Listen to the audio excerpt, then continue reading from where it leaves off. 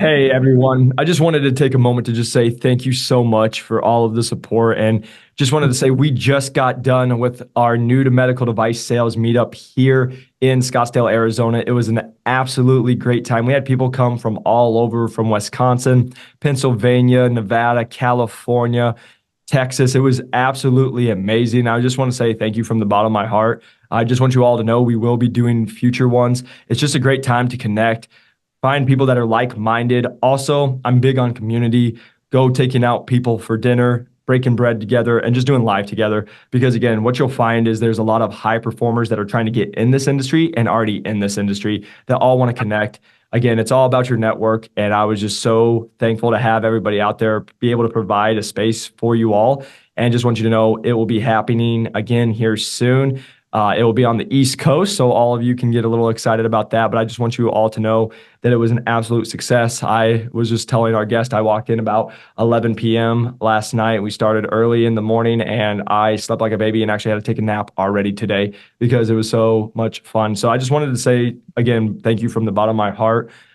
If you guys are really serious about breaking into medical device sales or just even thinking about it, these are great events to just meet with other people, see what their experience has been, and also what they think about medical device sales or why they're getting in medical device sales. So we had a lot of people that are just even on the fence thinking about this industry to just see, hey, is this something I even want to do? Are these people I want to work with? Is this the career, and learn more about the industry that they would be even considering? So just an awesome time. I want to just say from the bottom of my heart, thank you to everyone who came out. I had an absolute blast. It was an absolute pleasure meeting all of you, and I can't wait for the next one. But I can't wait for this show. I can't wait for the guest that we have today. Going to be bringing you guys all so much value, and I know it is going to just be a lot of nuggets of gold. So I hope you got your notebooks. I hope you're ready to take some notes and learn, because we have an absolute expert. So let's get into today's show. Welcome back to New to Medical Device Sales. I am your host, Jacob McLaughlin, and today we have the pleasure of having a true expert in medical device sales. Not only has our guest been in marketing, been in sales, was a sales trainer, but is also now back in marketing, working for one of the largest medical device sales companies in the world. And we are going to learn so much because this guest is, first off, one of the best people I've ever met. Just being able to hang out with, get to know. She is a bubbly personality. You're always going to be laughing. You're always going to be having a good time, but you're actually going to be learning from someone who has 20 plus years experience today, who's an absolute expert, knows what she's talking about, has worked for some of the largest companies in the world. And I want you all to really listen to this episode multiple times because I know it's only going to provide you value. So today we get the pleasure of having Miss Heidi Spiegel join us on today's podcast. So Heidi, welcome to New to Medical Device Sales and first year in. Thank you, Jacob. What an introduction. I don't think I've ever got such an introduction before. Oh, well, you have a lot more coming your way here soon because we already All know right. where it's going. But I just want to say, first off, thank you again for taking time today to join us because I know you're extremely busy. You've been flying all over the world, doing product launches, doing a lot of fun stuff. And just want to say thank you for making time just to join us and provide value to our listeners because it truly means the world. Absolutely. No, I really love what you're doing. And I think what you're doing is just going to help the medical device community as a whole to get the sales reps ready for big companies like ours. Yeah, and I'm excited for it because again, like you and I got to meet when I was at Innovis, but got Yeah. the opportunity to be at a similar company, and it's been a lot of fun just to be able to see it. But it's so much fun to be able to talk to people that have been top performers, true experts, but you've been able to climb the ranks and go into a lot of different parts of medical device sales. And that's one thing that I'm so excited to talk about today because you've not only been just in sales or just in marketing, and also not just sales training. You've been able to go see around a lot of the pieces of the industry that most people have never actually even seen. They might hear about it, they might just talk about it, but you're actually someone who's lived it, done the traveling, gone global, been able to go do product launches. And most people are like, you can do that in med device sales. And Yeah. so I just want you to know it is going to be such a fun conversation today to just learn more about your experience. But before we jump too much into the weeds and give a lot of value, can you just give a little more background about just who you are, where you're from, and what got you into med device sales? Yeah, no, that's a great question. So, Heidi Spiegel, I'm originally from Connecticut, but now I live in sunny California. So, the great part about being in global medical devices, I choose where I live and I choose California. So that's great. So, it's wild. Everybody's journey into med device is different. And I didn't have the opportunity to have a program like yours available when I was looking to get into med device. And to be honest, I didn't even know I was looking at the time. I was I was in I was a marketer. I went to school for marketing, so I was a marketer, and I thought I was going to be in entertainment marketing. So I worked for a Coliseum, and then I realized at the top of my game, if I even got to the GM level, I would make maybe $100,000. That's what they were making at the time. And I said, God, there's got to be something different out here, right? Like there's like one GM for every, big Coliseum. And how many Coliseums are there? There's not that many. Yep. And I'm like, how am I going to make any money in this? And then I had a customer who was the vice president of a medical device company. And he's like, I love your personality. I love, how good you are with your customers. He said, well, how about med device? And I looked at him and go, what is a girl who knows nothing about medical device, just an entertainment, going to do a med device? He goes, we'll teach you. And that's kind of why I relate to your program too. I didn't know anything. I didn't have a degree in med device, but they were willing to teach me, not at the level to go jump into sales at that time, but I got to jump into marketing and start small, right? Start in just helping out support the sales team. So I was sales support when I first started. And then I sort of built up to do more marketing, and I was there for 10 years at my first company. And then I switched out and jumped into sales. So it took me about 10 years, but I did go through sales training while I was in marketing because I thought that was important. I love that. No, and there's a couple of nuggets that I just want to touch on real quick is like what you stated was number one, just when you were looking, you're like, hey, there's got to be more, right? Like you were in your career and you're like, hey, 100K, it's great. But like you knew you were meant for much more of like than just 100 grand. And let me just make this real clear to everyone. There's nothing wrong with it. That's a great living to a lot of people. They would be extremely happy with it. But like the one thing I've noticed with a lot of like top performers and stuff, like you and I have talked about this a lot, is just like knowing that you could do more. You have the opportunity. And like I talk to so many of our students and the people that reach out to me, that's a common thing. They're like, hey, I know I'm doing okay. I know I could do this, but I know I'm going to be tapped out at 100, 150, but I know I'm meant for so much more. And so can you just kind of share that experience of like, hey, you were working hard, but like, what was that piece of like, I know I can do something different. I know I can make more. I could do more for my life. Yeah. It was a colleague of mine. He ended up making the jump to med device, and he was working alongside me because the president of the company that we work for brought him into, and he's like, Heidi, this is great. He goes, just think. And he actually sat me down and said, think about where your career is going. And I owe this to him, right? He's like, look at all the places in the world that you would go for entertainment, right? I was making, and I hate saying this now, I was making maybe 32,000 a year at the time. Oh, and I was working nights and weekends and holidays and, because that's the entertainment world. And granted, I got to see a lot of concerts and stuff. It was fun, but at a certain point, you're like, well, where's the work-life balance? And how am I ever going to make more than $35,000? Like that's such a good point because like, so I did strength and conditioning. And that was the thing is I remember working with those guys. And if you guys don't know about strength and conditioning, they take pride in working 100 hours a week and making under $40,000 a year. Again, nothing wrong. Go hustle, go do your thing. But it's like my whole conversation was I remember talking to a guy, he was 32. He worked literally 100 hours a week, 7 days a week in the gym, and he lived with roommates and he couldn't take a vacation. Like, and I mean, I don't mean like a vacation, like going across the world. I mean, like, hey, you want to go from the Black Hills from Sioux City, Iowa, which is an 8-hour drive. And he's like, I can't make that. And that was just something that kind of hit me. And so to your point, there's so many people that are listening to this podcast right now that are in that, like we get so many people that are making that 40, 45, 50K. They're hustling, but they're struggling, but they're like, I know I could do something different. Like I think that's one thing that it's so thankful that you had that friend to actually care about you enough to sit there and say, hey, you could do more. You could have that opportunity because I see the same thing. Is like, I see it every day and I've had people like, that's why I'm here where I'm at is like, I've had people who I tell people all the time, my goal of my life was I'm going to go be a personal trainer, like really it was occupational therapist, make $80,000 a year and drive a Cadillac and I'm the richest man on earth. And then I met a millionaire out here and he's like, you are meant for so much more and you're so much farther ahead of me than I was. At the time I was 23, driving a $3,000 car, broke as heck. And I was like, Yeah. that's all I needed to hear. Right. And so I wanted to touch on that because I'm so thankful you had that person. But I wanted to share that with people because there's so many in the audience right now that are making 20, 30, 40K, 50K, stuck, not happy. They're trying to decide where they want. And so many people at 25, 28, 30, 34, they think this is what it has to be. And they're too old to make the jump. So I just appreciate you sharing that. No, thank you for saying that. And I think it's people are lucky to have a program like this with you guiding them because you are that friend to them. Like I had that friend, your words and what you're sharing is like the friend I had. So for those listening, Jacob's telling you the truth. It's a better life. And obviously I love entertainment. I still go to concerts. I still go to events, right? But now I go on my time and I have fun, right?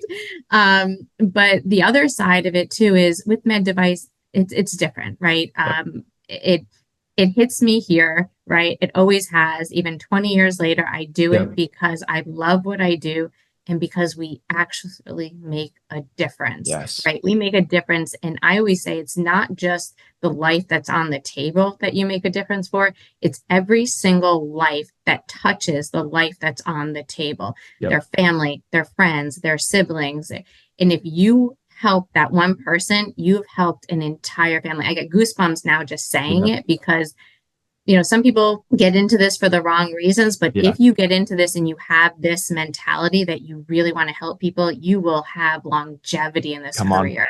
Come on. And I need you guys to just listen to that one more time because so many times people will message me and they're like, I just want the money.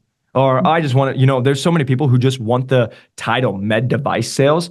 Because people know, like just the other day, I was at a baby shower for my buddy who's having his second baby. And someone's like, what do you do? And I was like, oh, I'm in med device sales. And rubs my shoulder and is like, oh, that's a great career. And I'm like, good Lord, like, what are we doing here? But the reason I'm saying that is that's what people want. They want the title. They want the stuff.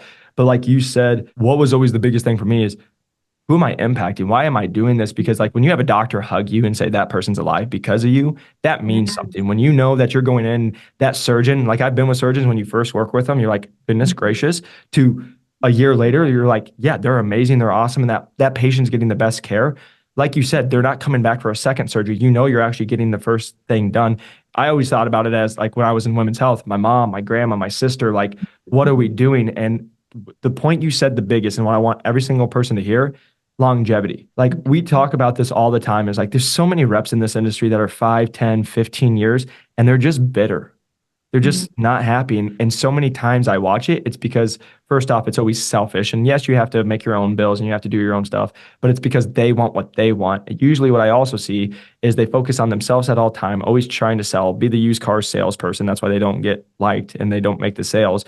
And then they creep their income and then they just make their lifestyle the same thing. And now they have to do the work. And now it's no longer they're doing it because they want to actually help people in the passion. It's they have to do it to make the dollars and make mortgage and make rent. And so I just wanted to share that because you're 100% right. If you always just focus with the end in mind of the human beings that you're affecting and making a difference in, that's where you see the people that are truly in for 5, 10, 15 years, just happy. And still, like you said, still getting goosebumps.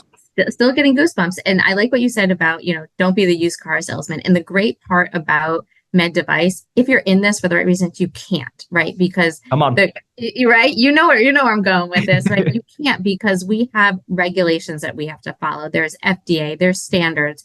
We can't say certain things. We have to say things that are only approved clinical statements that are approved that we're allowed to say.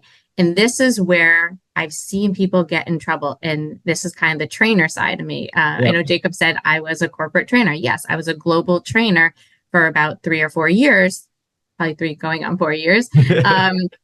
But what I've seen in the past is that when I train folks, some people like to embellish the truth. That they'll say, like in our roles, like our practice for med device, we'd have a product in front of us. They'd tell me about the product, and then I'd pretend I'm the surgeon. I'd ask a question, and they would answer it and not be honest. They would say, I'm not, instead of saying, I'm not sure, they would give me the answer that they think I want to hear. Yes, it does that. Yes, you can do that. And you can't do that in med device. Good luck. We actually just had a talk about this. Our coach that we work with as well, she works for one of the largest companies in the world as well. And she's in sales and has absolutely crushed it. And that was actually one of the things she shared at our event the other day was there was somebody from a competitive account who a doctor asked a question. But this is the thing, he already knew the answer. Yeah. He was quizzing the person who had been in for 2 years. And our coach at the time had been in for only 3 months, was brand new. He asked the question. The rep, first off, didn't know the answer and then gave a not truthful answer. And then he said, if I ask the new rep that's not from the company and they can answer it, we're done here. And he did that. She answered it. That rep, he said, get out of my room. And it was for a very big company that you have to get proctored for and do certifications and all this stuff.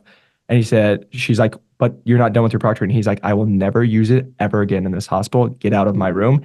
And she said, it's been 2 years and he still won't allow her to come in because it goes back to everything that we talk about, you guys. So many reps will be about their ego and they want to be like, oh, this is what it is, or this is, yeah, just tell the doctor, yes, man, yes, man, yes, man, right? You become that yes, man, and you can't do that because it's the patient on the table. What happens when you say yes and it's no, and that doctor does that on that patient, and now there's a problem with it because guess what? You as the rep, you're not going to see that patient. That surgeon's going to see that patient again. And so I'm just so glad you made that comment because it is the absolute truth of like, you have to be as truthful. And here's the thing. You will get so much more respect if you actually just say, I don't know. Here's just the thing for you all. Don't say, I don't know when it's the same question 5 times. Like actually learn it and then go figure it out and then write it down. Yes. So just want to put that out there. Yeah, and you're absolutely right. The surgeon will be so honored to hear you say, you know what, doctor, thank you for asking that question. I'm not 100% sure of that answer, but if you let me look into it, I will absolutely get back to you. Yep. That's all they want to know. And if the patient is on the table when that question is being asked, maybe you step out of that room, make a phone call, call somebody who does know because that answer does need to happen now. Yes. So you can't lie when a patient is on the table and you can't make any mistakes because a life is in your hands at that moment. And that's the magic of what we do, the power of what we do. And that kind of hits on one other thing that I want to share is that it is an absolute honor to be in somebody's OR and to be in that OR. If somebody lets you into that OR, you have to be humble. You have to know your place in that OR and respect the OR environment. Every single person that works in that OR, not just the surgeon, but the nurses, the techs, and their process. If you can respect that, they will respect you. Yes. And not only will they respect you, but they will welcome you into their OR. And then when they see you come into their hospital, they will say hello. They will provide you information to help you make a sale to their doctor. And I think, Jacob, I think we've talked about this before. It's not just everybody in the OR that's important. Everybody in the hospital, even the janitor. Come on, one more time. We've said it. If you talk to everybody in that hospital and you make them as important as a surgeon that you're speaking to in the sale that you want to make, that sale will happen so much faster. You don't know how many pieces of information I've got from a janitor. The person that comes in and cleans the room would say to me, Heidi goes, Dr. X, right? In a bad mood today. you might want to talk to him a little bit later. I said, good point. Thank you. Yeah. Well, and we talked about this and I talked to this with everyone that was at our event the other day is like, first off, we are never better than anybody else. Absolutely. Like that's one thing I think that's I can sit here and tell you that's what gives a lot of reps bad names. They walk in, act like they own the place. They think they're above people. And like that's why reps get a bad name in this industry, right? When they don't treat scrub techs and nurses with respect, they talk down to somebody, right? Like first off, that's the most degrading thing ever. But number two, like nobody's better than everybody, right? Like we're all the same. But here's number two. You know how many times like I tell our people about the janitor, like I always put myself in the janitor room because it's like, what can you do to always have value? And if you're like the best janitor, they're not going to fire you, right? And it's like, so that's what's so cool. But here's the better part. You know how many times I've had a talk with a janitor, like you just said, and they knew a surgeon I would been trying to get in a conversation with. Like they're like best friends, or every time they see him, the doctor talks. Yeah, they'll point him out. Oh, like that's not so because you can't see their name tags. You don't know who every doctor is. They could walk right by you and you have no idea who they are. And if you ask them, say, "Oh, he looks like this, he looks like that," and they'll give you details. Yeah, they'll give them details. So it goes from the janitor, the scrub tech, to the nurse. Like just being friendly with them. And this isn't the biggest thing, you guys, is what we talk about. Like I've said this a million times, but I'll say it one more time. Is like. Everyone's like, oh, how'd you be so successful in med device sales? It was because I never tried to be the med device sales rep. I just tried to be the personal trainer I was. What's that? Just getting to know somebody. Like the biggest thing, like when we do mentees, like we have people that are in the industry that I now help and talk with them too. It's like Do you know how long the scrub tech's been there? Do you know what got them into scrubbing? Do they have family? Do they have dogs? Do they have kids?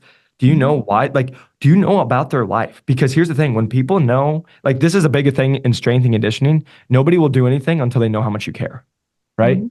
Know more about them and then how you can be an asset and you just win it every time. Compared to what most people do is they're just like, what can I get from this situation? Again, it goes back to what you just said, Heidi, is like everything you're saying goes back to how can you provide value? Just having a conversation, just being nice, just like talking to someone, just getting to know them. It shows that you're an actual genuine human being and you're not just out for yourself.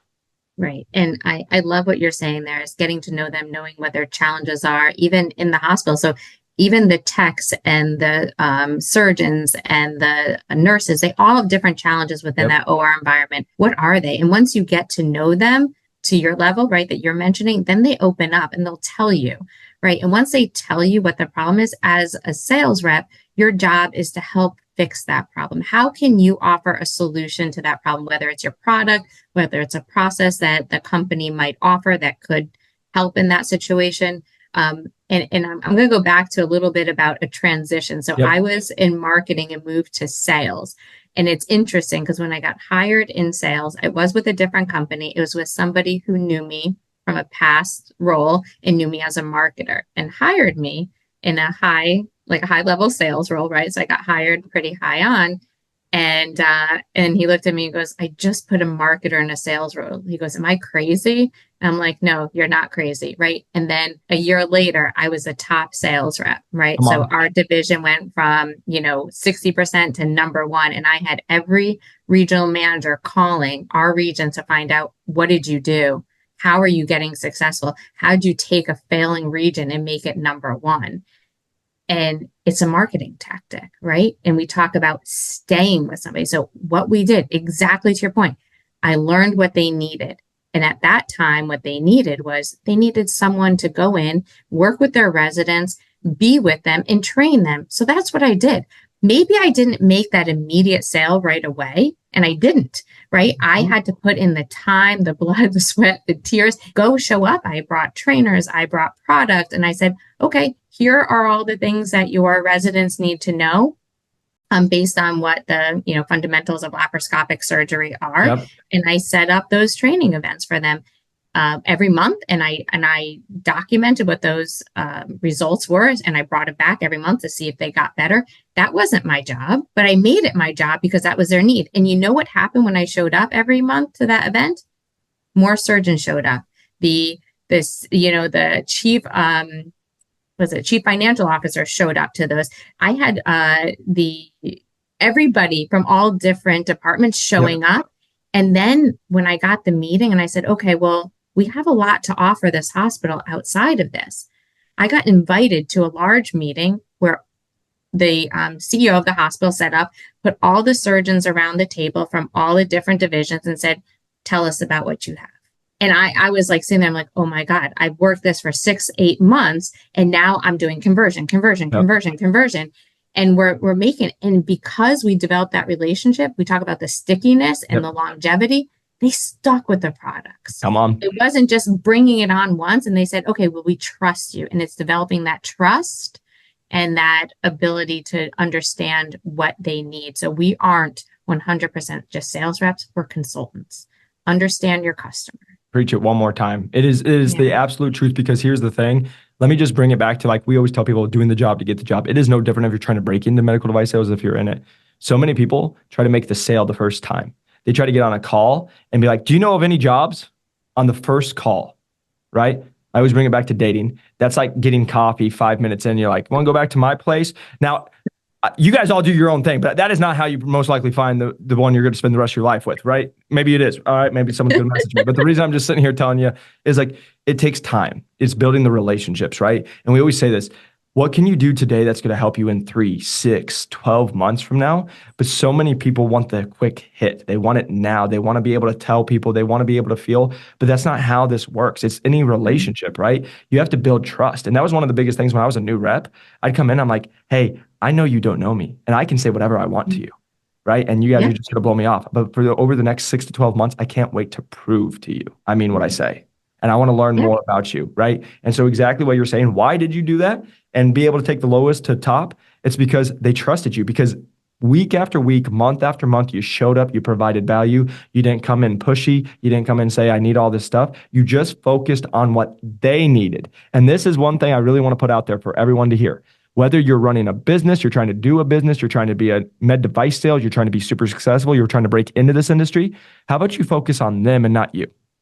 100%. The moment you focus on others' needs and how you can help them and provide value than yourself, you will have more success and more money than you've ever known what to do with, because that's what business, and just so you guys know, when I say business, that's still in med device sales. You're running your own business in med device sales, your own territory. So just how do you continue to provide value and focus on them and not about yourself, and understand it's not going to happen tomorrow.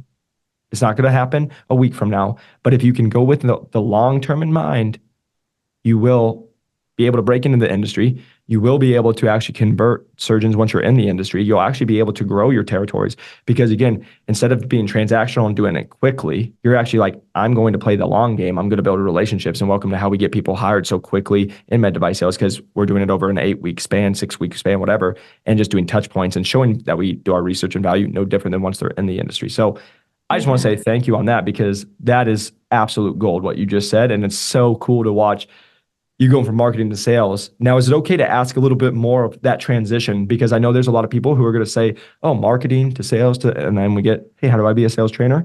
Can you kind of just talk about that transition? Because I know one thing you and I talked about off air was, hey, that's change. And that's scary, right? You went from something for 10 years, you crushed it in, to now, hey, you're going into sales. But what you guys just heard is everything she did for the last 10 years helped her 100%. Into the new role. So can you just talk to that?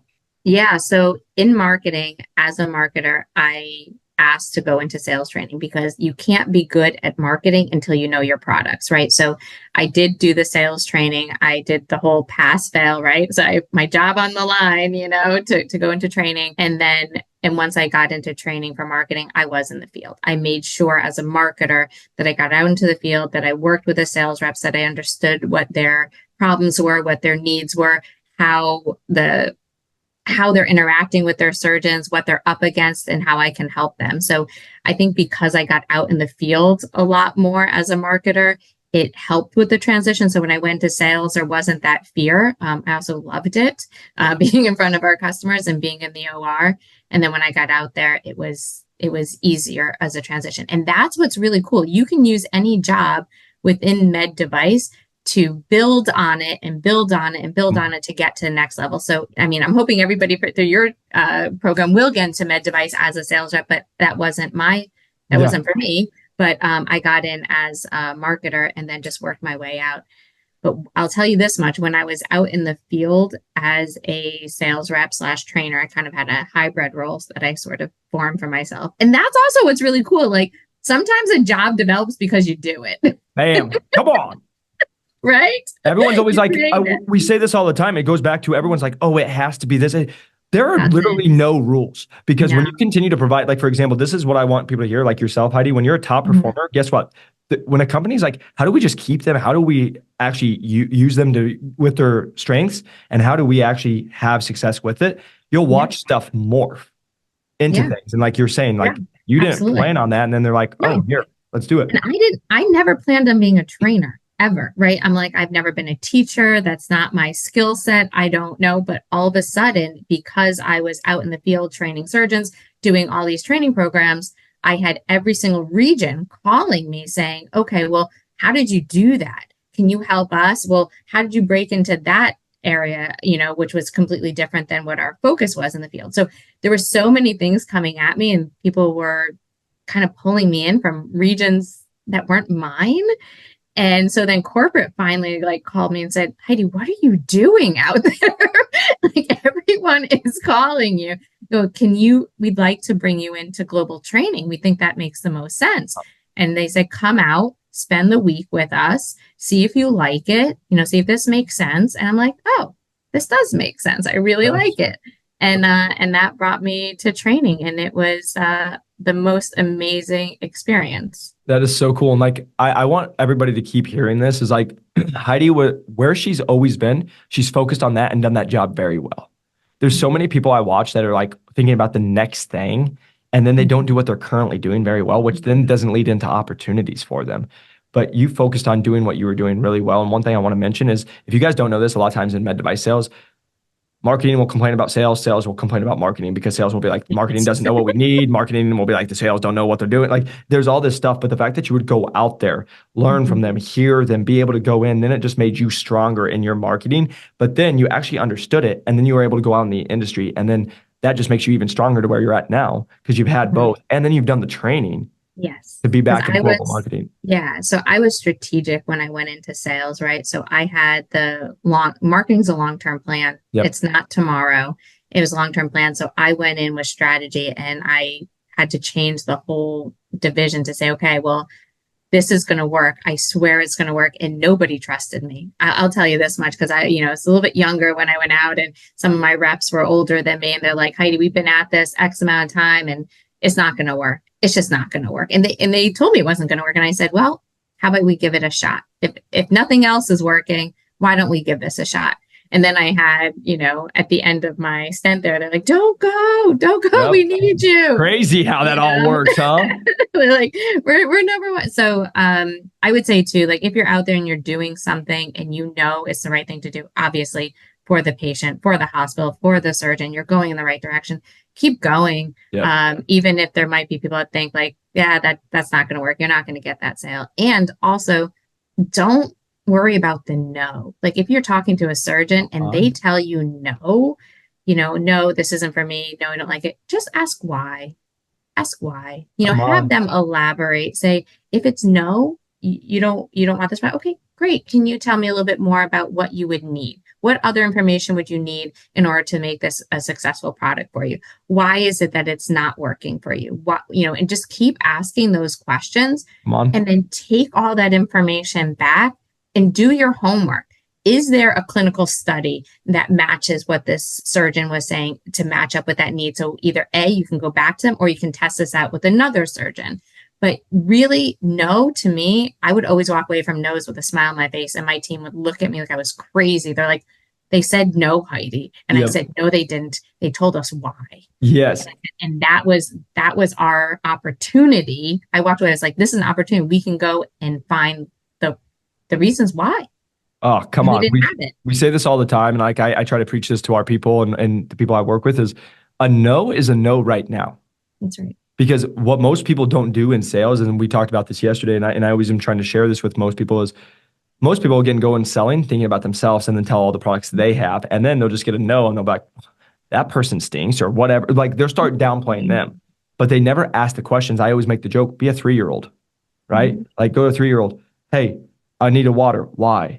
Because I'm thirsty. Why? Because I just worked out. Why? Because I want to. You see where it goes, and they'll actually like spill it. It's the same thing. Is when you got the no, most reps will just be like, dang it, and they walk away. But when you can actually like go dig deeper, a lot of times so many surgeons don't even know about all the other benefits that you have. They just heard one thing, or you guys will find this out, is there's a lot of reps, unfortunately, that will share false information about your stuff to the other doctors. And it's a lot of times by asking those questions, you'll be able to counteract and be like, well, that's not true. And like, you can find studies to do it. So that's such a good point of being able to ask, because a no, maybe it is, but there's a good chance they just don't understand it, or you don't understand it, and you have to come back and then you'll be able to answer it later. Absolutely. And don't be afraid. I think that's the other thing too, that as a young rep, when you go and you talk to a surgeon, they're smart. And that's why I like working with surgeons. They're so smart. And sometimes you go in front of them, you're like, wait, I don't have a doctorate degree, right? I'm not at their level, and I don't want to challenge them. It's not challenging them, it's understanding them. So think about it that way. You're right. And it's like, I want to bring it back for people that are trying to break into medical device sales, right? If you go in and somebody doesn't want to like help you out, or they don't do it, just you can ask the question, hey, why? Or like, hey, would you give me any recommendations? They say no. And be like, oh, no worries. Is there a reason why? Yeah, it could be uncomfortable, right? But you guys have to get comfortable being uncomfortable, and just understand, like with surgeons, with people trying to break in, there's not just one, right? There's many fish in the sea, but just being able to understand, because we have this talk about a lot of the top performers, right?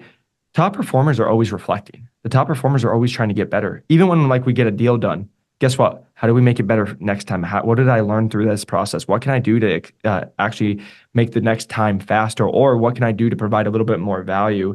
as you go, compared to a lot of reps I see, they'll get a deal done and they're high five and they're like, oh, I'm gonna go have a beer now and just chill. And then that's it. Right. Again, nothing wrong with going and celebrating, but like the top performers are always like, how do I get a little bit better? How can I understand it? What can I do?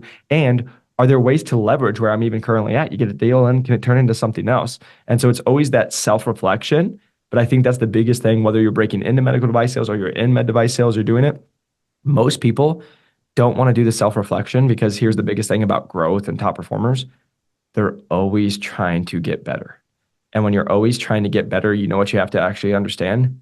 There's stuff you're not that good at. And you have to reflect on that. And then you have to keep moving forward. No, and I agree with you. And I think the other thing is have a team, right? Even within your own company. So maybe somebody not in your division, maybe in a different division, maybe you have a mentor within your division, maybe outside your division. Start learning things because yes, it will just build your craft so much better. And the other thing too is like we keep talking about the surgeon, and I know I'm guilty of it too. Like you're selling to a surgeon, but remember, as a sales rep for med device, you have so many different call points, and the hospital administration is a big one of them.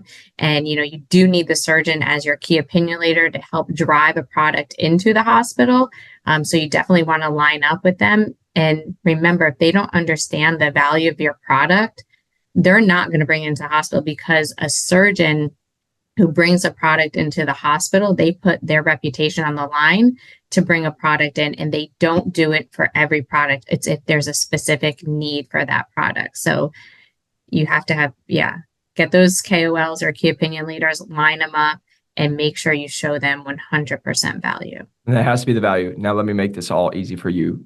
This is doing the job to get the job. If you're trying to break into medical device sales, you need a KOL, key opinion leader, to like represent you. You're trying to break in, find a rep who actually goes crazy about you. What are you doing different that you know that you're going to provide value once you get in the industry? Again, so many people are coming asking for jobs, asking what they can get, compared to our people who get in the fastest. They're providing value. They're actually coming with ideas. They're actually learning some information from somebody else because they got on calls, and then they're like coming up with their own ideas, and they're like, that's actually a pretty good idea.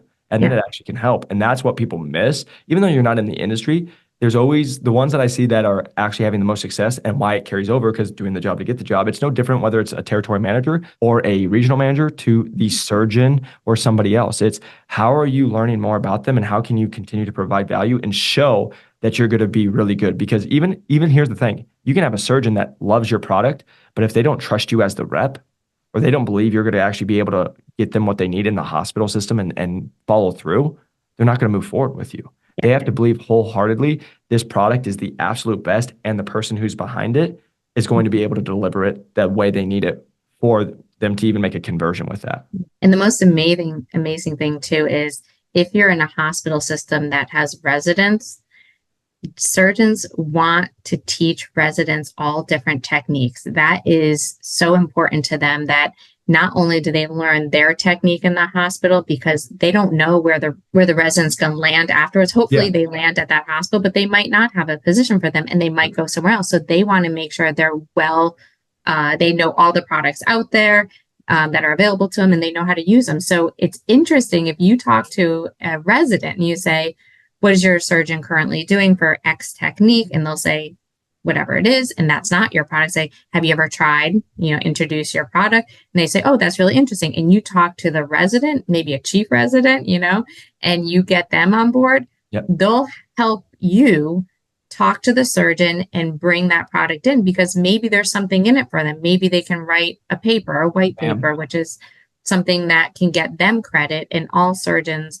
want to have, some kind of paper behind them or clinical study that they're a part of, because that helps them in their career as well. Yeah, exactly. And they're always trying to continue to grow in that career. That's a big thing. And that's a great point in surgeons and residents, right? They're in the building blocks, right? And then they want to be the key opinion leaders for med device companies one day and have their name recognized. Guys, just again, going back to if you're trying to break into this industry, it's like, hey, when reps go, they want people to be like, oh, Jacob, you recommended that human being. They were a rock star. Great job. And now it all builds on each other. So I love that. Now, one thing I know this is always a big question, because I know people probably listening are like, Jacob asked this question, is like, Heidi, you went from marketing, you actually crushed it there, and then you went into sales and crushed it. Can you just give us a couple tips of what you did to absolutely crush it in sales to then become a sales trainer. Because some people for the first time might be like, wait, what's a sales trainer? What, like, I can do that? Because they always ask what the progression in the career is. There's a progression wherever you want to go, you can go, Right. so just find, and roles keep coming up. So I'll answer your first question though about how did you crush it in Yeah. sales? And I'm going to kind of reiterate a few things. One is listening, right? So I 100% went into the customers and we had what they call business meetings, right? So you go into your customer, you review what their current spend is, review what they're currently doing, and then you ask them,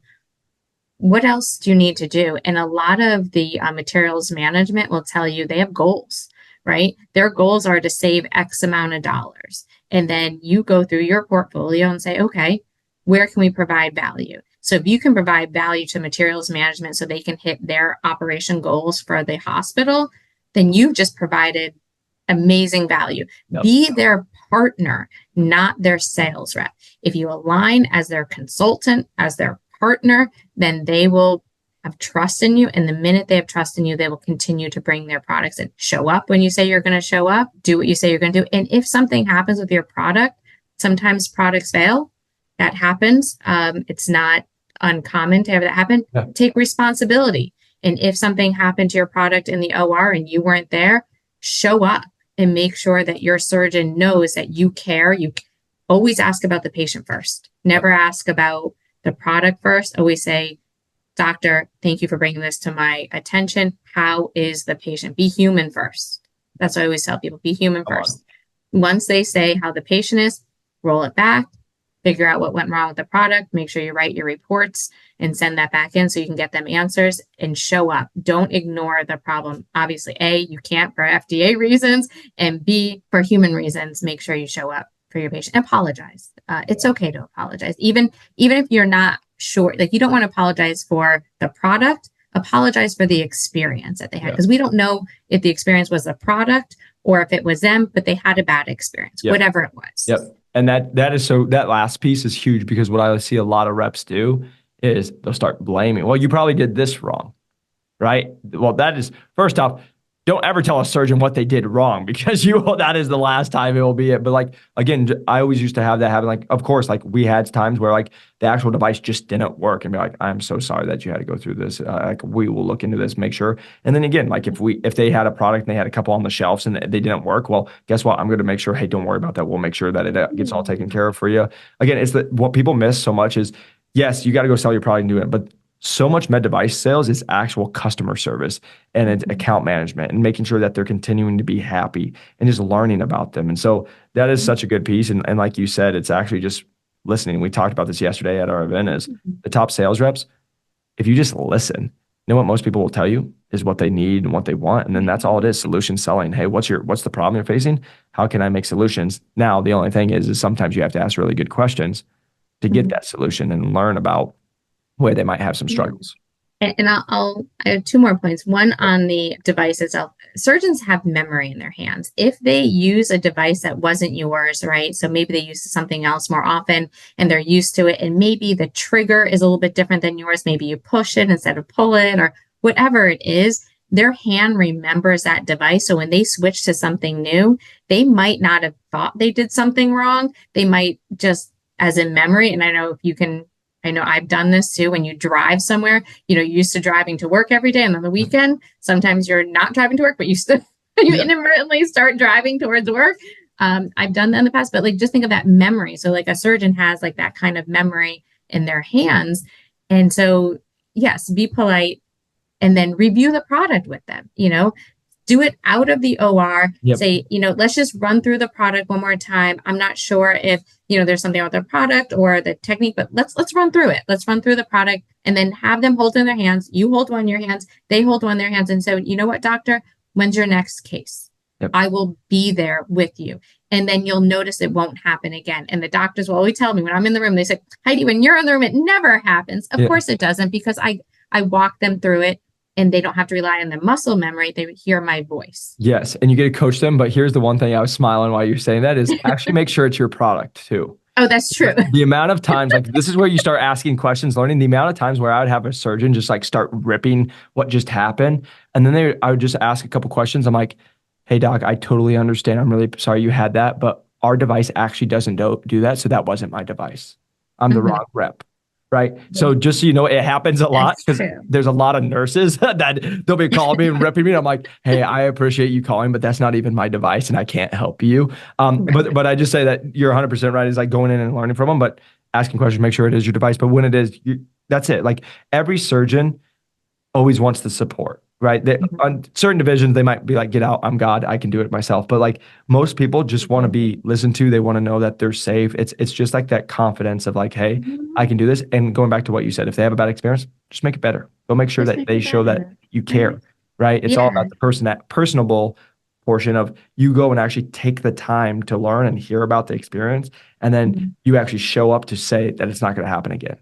Yeah, and I will tell you, if I've worked with when I work with new surgeons in the OR, I would get there for the beginning of their cases and I'd stay all the way to the end of the cases. Sometimes it was starting at 6 a.m., ending at 10 p.m. But you know what happened at the end of 10 p.m.? And I exaggerate, maybe 7 p.m., right?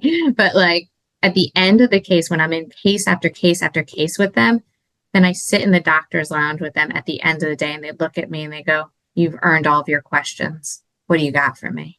Yep. And they, because they said, I said, when you're standing, I'm standing. You're in this case, I'm in this case. You're with this product, I'm with you with this product. So that's how sometimes you might not get them to talk and say, Heidi, well, I sat in front of them and I asked them and they didn't want to tell me about it because they're too busy and they're running to this case and they're running to that case. Because we tell them, ask the questions, find out what they don't like, and they don't have time for you. Okay, Yep. well, find a different reason to be in their case for another product. If you have a full line of product, sit with them in those cases, provide support on those cases. And then at the end of the day, they will give you that time. They've already talked to the patients. They've already done their notes.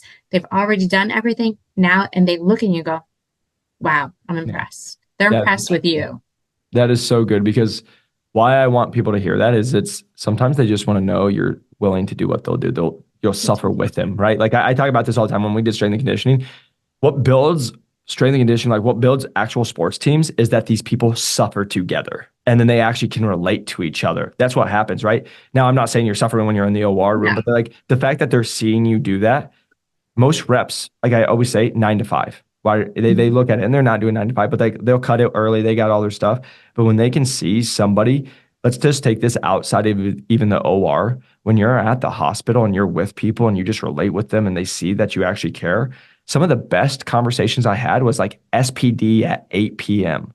On a Friday night. I'll never forget one of my biggest accounts. I did that, got all of their numbers, asked what they needed, asked if I could do anything help to make the process easier for them. They told me everything, and they actually told me about a couple leads that I didn't even know about to go get some deals done. And the reason I'm just saying that is people just want to know that you're willing to do it. And like that with the surgeon, they saw that you were willing to actually go and put in the time with them and know what you didn't do the whole time. Try to sell, try to talk to them, try to question them. You were just there and they noticed it. And that meant more because they understood that you actually respect them when you do that. Absolutely. And I think you need their respect. If you want to build your key opinion leaders, you want them to vouch for you, to go to in front of hospital administration for your product. You need to trust each other. And I think that's so important. And I think that, hopefully those are good sales tips. I know I could probably go on for hours and hours. We could go. We'll probably have to just have 18 other episodes because we just, me and you could probably talk for the next 5 hours. But yeah, those are great tips. But hopefully those are good. And then I want to talk a little bit more about, so once I went from sales to training, that was definitely a great experience because training, and I know this is something that everybody here has either been through or going to go through or been through with you to prepare to get through. So it's so important to know what you're getting into a med device, because once you go to a med device training, if you don't have the foundation going in and the understanding of what you're going into, if you don't pass your training, you don't get the job. Yep. And that's what's tough, because I've been in situations where I've had to train individuals that didn't really understand enough about what med device was, and they struggled and they didn't pass, and we had to let them go from the course.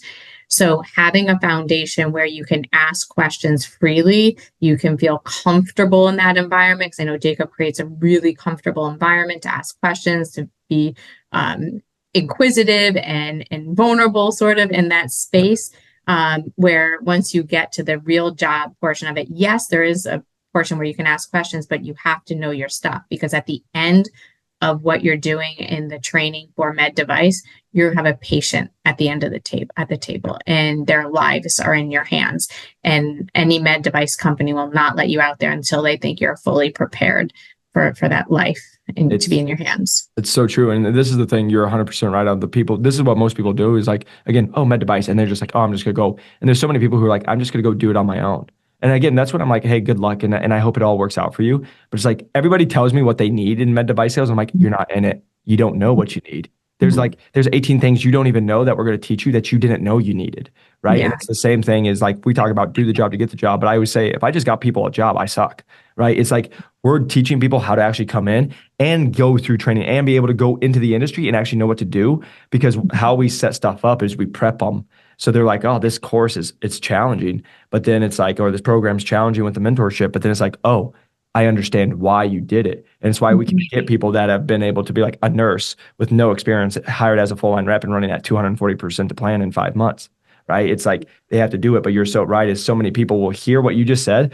I have to pass a training once I break in. Well, guess you didn't know that one. So now you guys do. Welcome Heidi for that. Sorry. But that's perfect. That's what I want them to hear, because they don't know. Like going back to you don't know what you don't know. And then you'll have the people who that intimidates them and they're like, I don't know if I want to do this industry. And let me just sit here and tell you guys, if that is the truth, yeah, maybe don't do this industry, because we talk about this all the time. Right now, we're seeing between 500 and 700 people go up for a single job.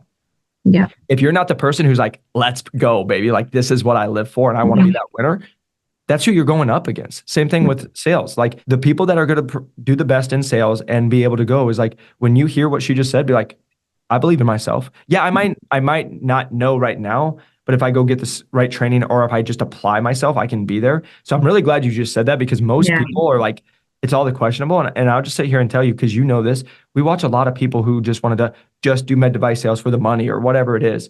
And they don't truly understand what it is. And it's like, if you don't do it for the right reasons, it's going to be tough. But I will say the folks that do pass, which, most of them do pass, right? Especially if you have a good sales trainer and the person, the kid, and the people actually care about the job and actually put in some effort and try to learn. Yeah, you usually get the job.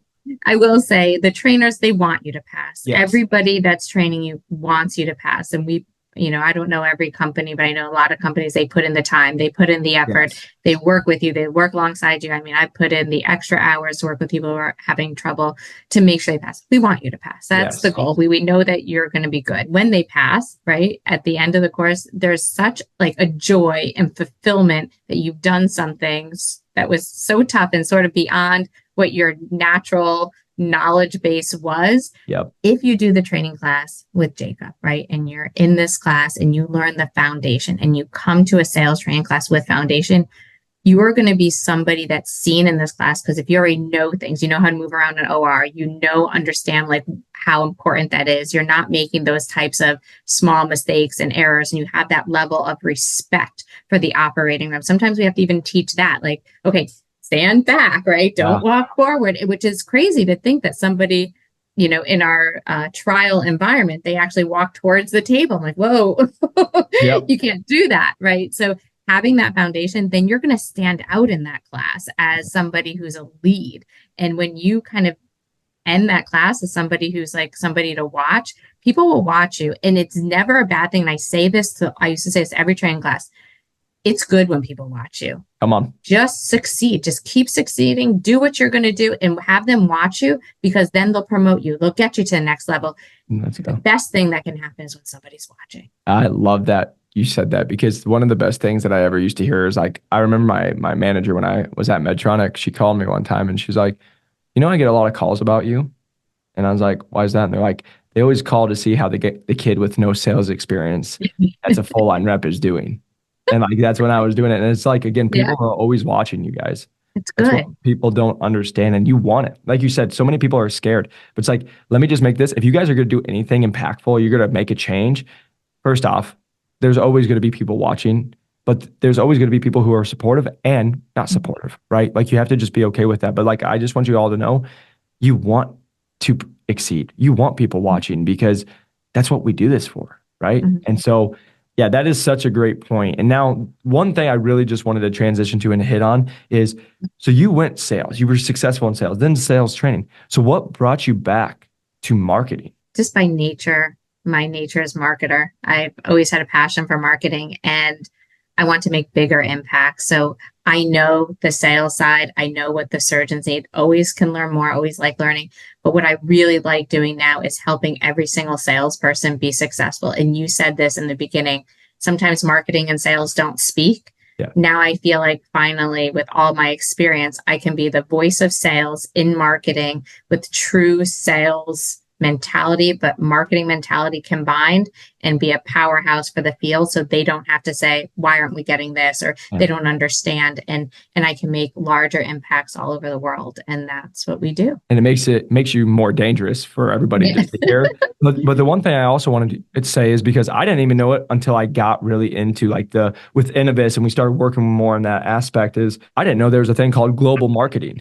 Right? You hear about marketing, but like most people don't even know, hey, what's global marketing? And then I was like flying to Athens, Greece, and I'm like, this sounds like a good time. You know what I mean? And so can you just kind of speak to like the global marketing of what you guys do for anybody that might not know what global marketing is? Yeah. So it sounds glamorous, but there's a lot of work. So lots of work, lots of time zones if you don't know what the global means. Lots of time zones, lots of work. So anytime there's any problem with your product anywhere in the world, it goes to you. Whatever that product is that it gets rolled up, it goes to you. You have to solve it. Not only are you solving the problems with the product, but you're also trying to figure out within your portfolio how to get the most out of your portfolio in the field all over the world, right? One product might do really well in the US, but do really terrible in Europe. One product might do well in Japan and tank in the US, right? Because it just doesn't have that patient, right? So different patients have, and this is a cool thing about, actually being in sales, because I know that all over the world, patients are different. The disease states are different and what they have in different countries versus what, the disease states we have here. So the products for those disease states are going to be more prevalent in one versus the other. And so we help, create marketing and content and support out, for all over the world.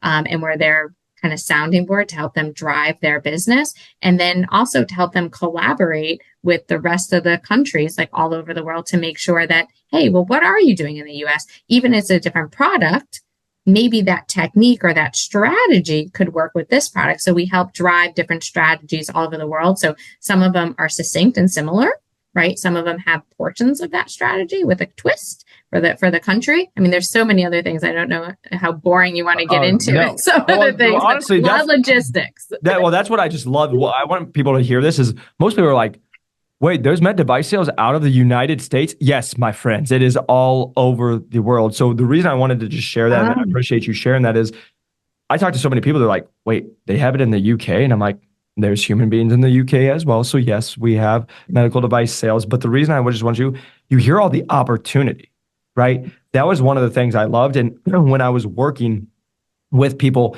in all the different spaces, it's like, oh, what is it going on in France that's different than the UK, than the US market, right? Like it's all the different stuff and you start learning about it. And so I think that is just so cool and what I absolutely loved. And because what I want you guys also to hear, every global marketer that I've met, it's like, hey, what's up? And they're like, I'm up at 6:30 a.m. and I'm on a call. And then I'm like, oh, when's your next call? When's your last one? They're like, oh, it's 9 p.m. because I got to meet with China. You know what I mean? It's like, A, I think that's just cool. But two, but like when you're saying, hey, there are long days. Now that's not every day, I imagine, but there are those days. And I want you guys to know is like, but that is the cool part of like, yeah, you guys get to be able to travel and do stuff. And so I just wanted to kind of show that to people because most people think it's, like if we're here in Phoenix, I only stay in Phoenix and that's it.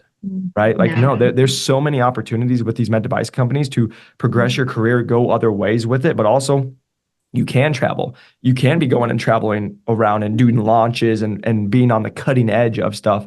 And I think that was just the point I really wanted to get across to our new listeners is most of them just finding out about med device sales or people that are in their first or second year.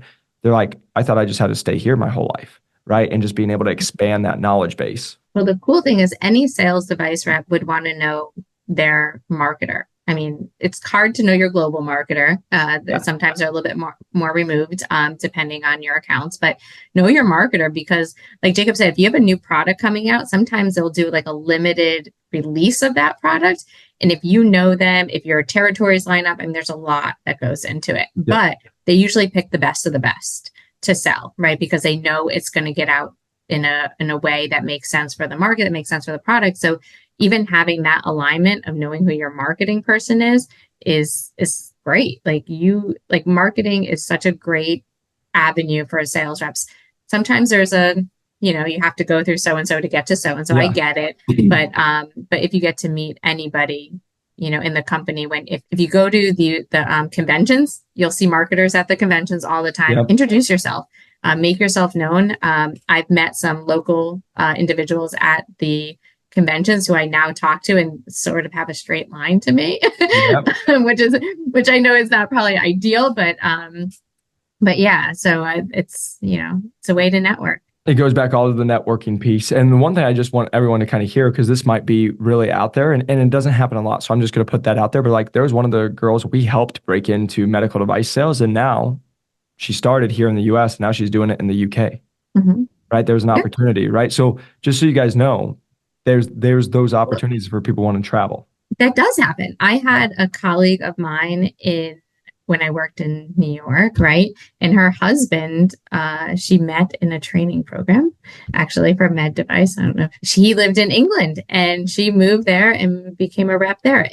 So there really is opportunity all over. And some folks even, it's not even just sales reps. So some folks go to different companies, Yep. right? So they move from one company to another company and they do a stint somewhere over, in a different country. And that's also an option, whether it's marketing or a different part of the company. You can do just 6 months, 8 months, 10 months somewhere. There's, these large companies, they have a lot to offer depending on what you want to do. So Yep.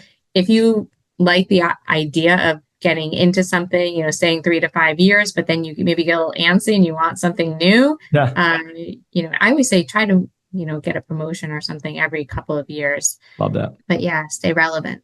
And it can help you grow. And that's what I love. But Heidi, I really want to just get to our listeners. Like I always ask this, hey, what's your advice to people that are trying to break into medical device sales or that are in medical device sales, for the fact of like just being successful, right? Because again, I always say it's very similar because it's usually not like go talk to this surgeon and do this, right? It's a lot of the same thing. But like if people reached out to you and they're like, hey, Heidi, how do I break into medical device sales? Which please don't. She's very busy, my friends. But yeah. But if they reach out and they say, hey, what do I have to do to break into medical device sales? What's your advice to someone like myself or someone who's like, hey, I'm in the industry, what's your advice to me that now that I'm a new rep in the industry, what's your advice that you're giving these people? I think what you're doing is amazing, Jacob, because when I got in, it's who do you know? Right. And you have to sort of know somebody to get in, but because you have such a wonderful program built that they can get the foundational information and get to know people through you because you have a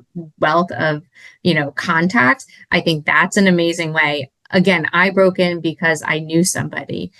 People break in because, if I'm able to bring someone in, if somebody else is able to bring somebody in, it's hard. It's definitely hard to break in. But I would say if you have they always look for some kind of sales experience. You have to have some kind of sales experience to break in. A long time ago, they were looking even at like copier sales. I know it's a long time ago. Even showing my age here. And then like paychecks was another big one that brought people in. But any kind of real solid sales experience would be beneficial. If you don't, that's going to be really hard. It is really hard. And then actually that's the thing that's funny is those most of the people that we help break in don't have any sales experience. And then that's what we teach is how to actually go through that process of overcoming those objections, right? Because that's what they want. But the funny thing is we still get people from Enterprise, Paychecks, ADP, right, that have been trying to break in for 6-12 months. They can't do it. Because again, this market now is so competitive, right? And even just having the bare minimum of the B2B, it's like, okay, great. Why are we going to trust Johnny or Sarah with a $1 million quota? Do we know it? So that's the big thing is you're right. The sales experience will help, but just so you all know, my friends, you all have sales experience. If you have friends, if you're married, if you have like know anybody, like their sale because you're selling yourself, it's just overcoming those objections and learning that. But no, that's great advice. No, absolutely. And I think that's what I was kind of saying. Like, if you go through a program like this and get this Mhm. knowledge, and then you go into that interview and you already have this level of understanding, knowledge base, it comes across better, right? That, like, okay, well, then your person comes across like, I didn't have sales experience, right? When I went in, like, I sold at like Express back in the day, right? I had that kind of sales experience. And then I was working selling arena stuff like entertainment. So it wasn't Yep. selling paychecks. So just so you know, like, I Yeah. didn't have that sales experience. But what I did have was, they love my personality. I said, you're very personable. You look after your customers, you take good care of your customers, you're attentive, right? And all of those skills of just being, available to your customers Yep. and helping your customers kind of shine. So that, and they always say, you can learn, if you're open to learn things, you can learn things. Because when you go into any sales program, you don't know the product, Come on. even though you know how to sell. Here's the other kicker. If you know how to sell, right, but you don't know how to sell medical device, you might know how to sell paychecks. So you understand the sales process. But when it comes to selling med device, it's a little different. Yeah, a Like, little different. still, Yeah, come on. you still have to learn how to sell med device. There's a lot of people in that sales continuum who you have to sell to, and it's more consultative than selling, and it's more about FDA regulations and claims and making sure you're saying the right things. You can't go off script at all. So that's very, very, very different. So That's you still have to learn, and you still have to be taught.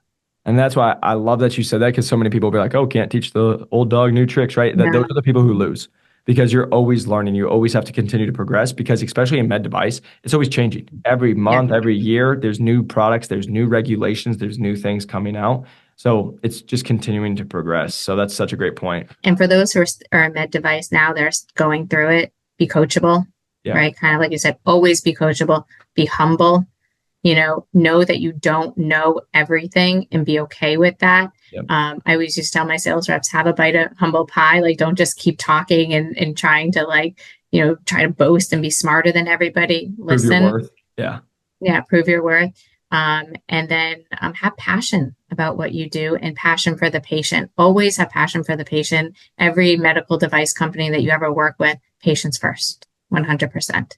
So go in with that attitude. I love that. Well, Heidi, well, again, we could talk for hours. We'll definitely be having you on again, but I just want to say thank you again from the bottom of my heart for like taking time for sharing all this knowledge, because I know there's going to be so many people messaging us that just say thank you for this, because again, you just gave so much wealth of knowledge right there, because of all the things they didn't know. They didn't know about marketing, sales training, and all the depth you went into. And it's been amazing to see the success you've had. And just want to also just say it's been such a pleasure getting to know you more, and just like the friendship we've created, because again, you're amazing at what you do.